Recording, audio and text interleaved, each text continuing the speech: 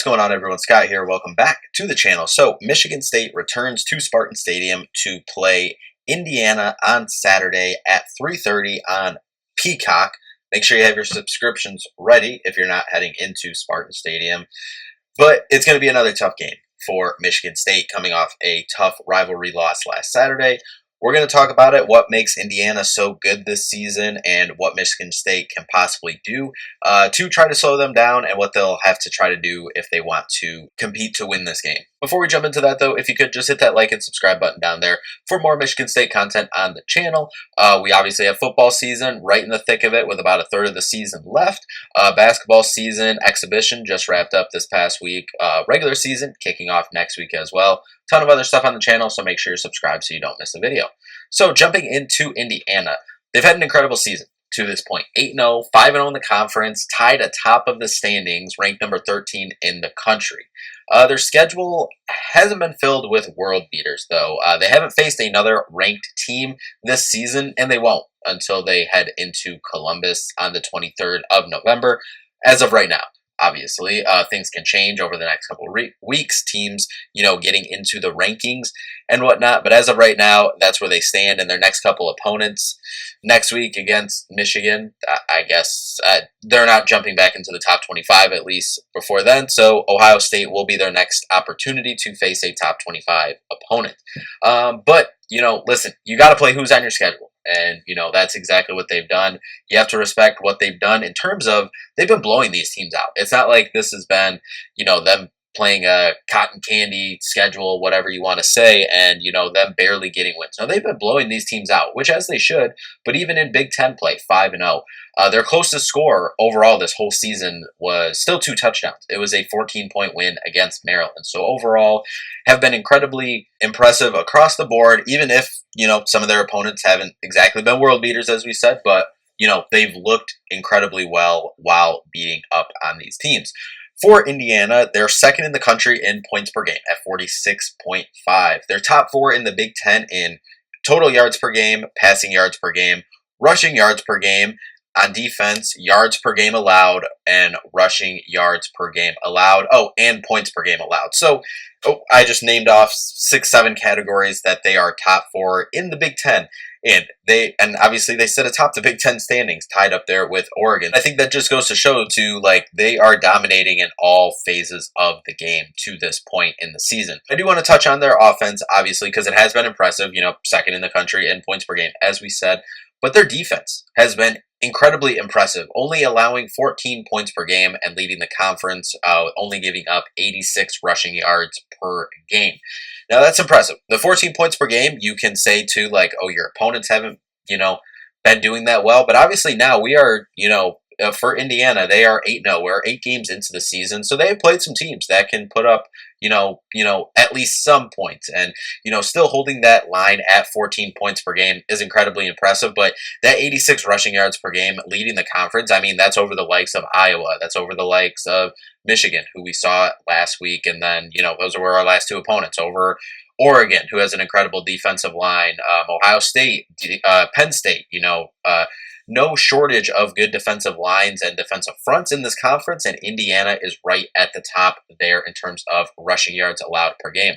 Their personnel, getting into some of their personnel on the offensive side of the ball, quarterback Curtis Rourke, the Ohio transfer, he's been incredible for them this season.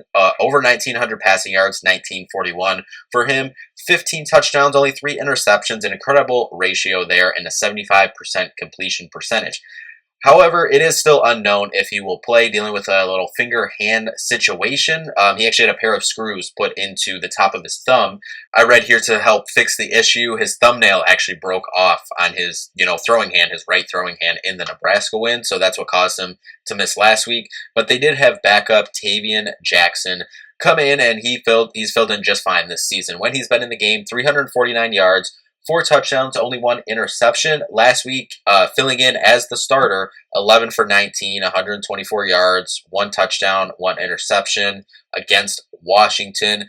Not too shabby. And transitioning into their running game, you might say, 124 yards, that's, that's not super impressive. But their running game is why some games they don't have to throw 300 yards to, be 8-0, and why they haven't had to do that this season. Like, they have had some games where they have thrown, over 300 yards and have had these incredible lines.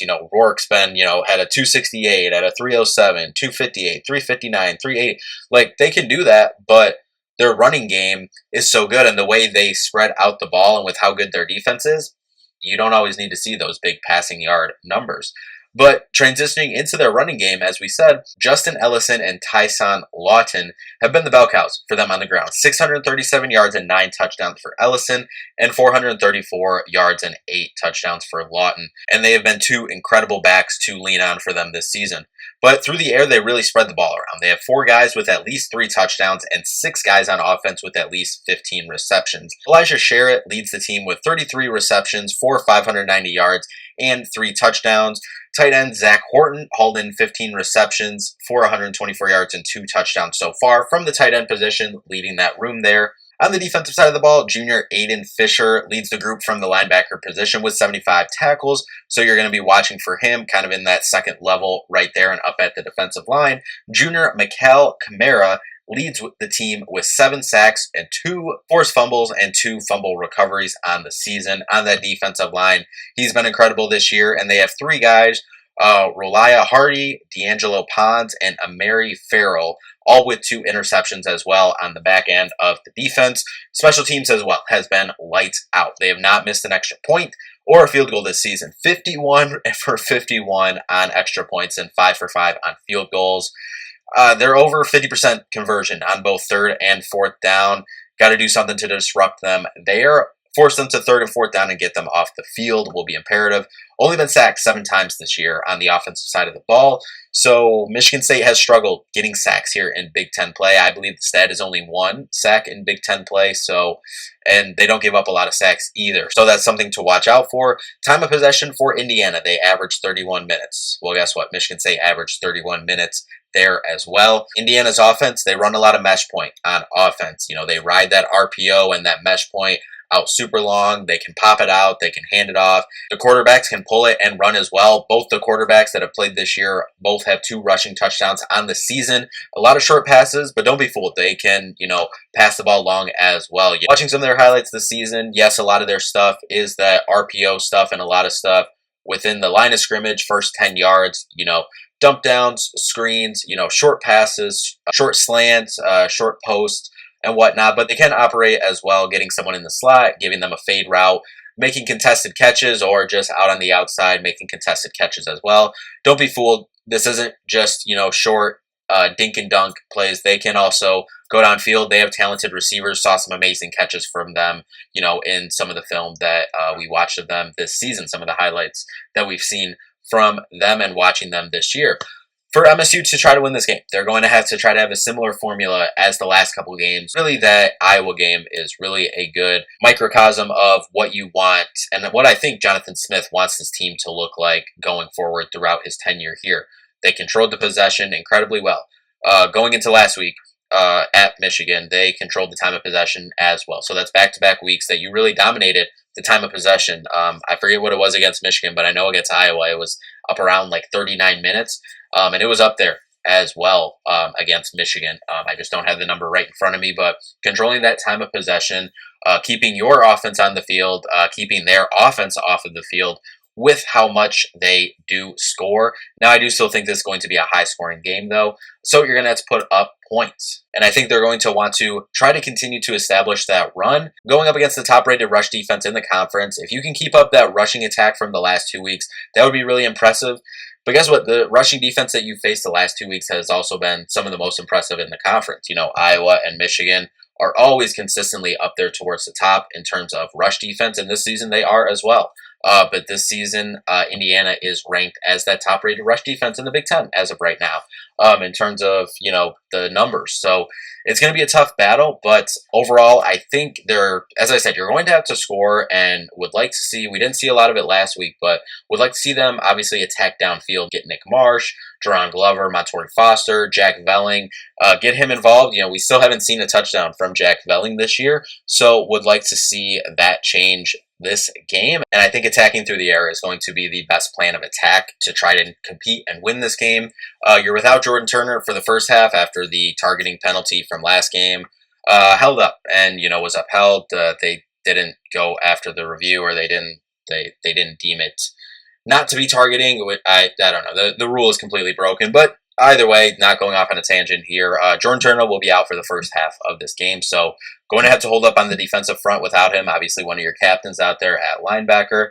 Linebacker core is one of our, if not our deepest position group on the team, so going to need the guys in there to step up and the rest of the defense as well to try to stop this potent Indiana offense. I think that Michigan State can compete in this game. I think right now the line's at 7.5, 8. But they have to play that they've played the last couple weeks. But they have to finish in the red zone, especially against a team like Indiana that scores so prolifically. Like the last 2 weeks, Indiana and Michigan, you were able to get away with it and hang in the game because neither of those teams are juggernaut offensive units. Well, to this point this year, Indiana has been a juggernaut offensive unit. So you are going to have to convert in the red zone in order to keep this a close game and give yourself a chance to win late in the game. I mean, if you're settling for field goals, Indiana, they've only settled for 5 field goals this season.